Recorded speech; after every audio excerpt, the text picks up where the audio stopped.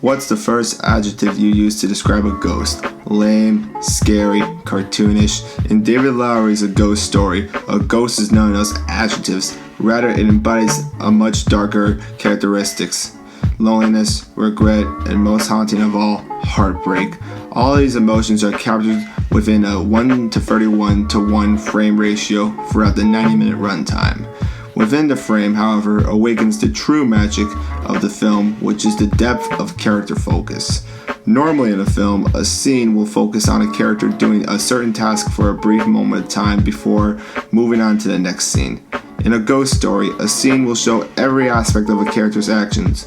Everything from breathing and facial expressions to the background sounds that happen even when the character has left the scene.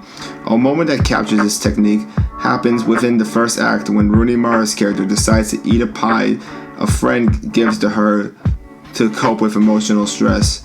Rather than showing Mara eat the pie for a split second and making it a scene, the camera shows everything involved with emotional eating, including breathing heavily, dead silence, and the consequences of binge eating.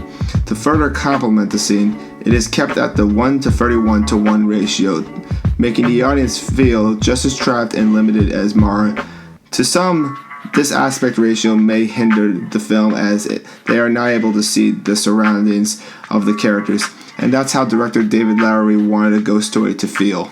In an interview with The Verge, he stated that, quote, "If it gave me a good opportunity to really hammer home the circumstances this ghost finds himself trapped in, and to dig into and break down the claustrophobia of his life within these four walls."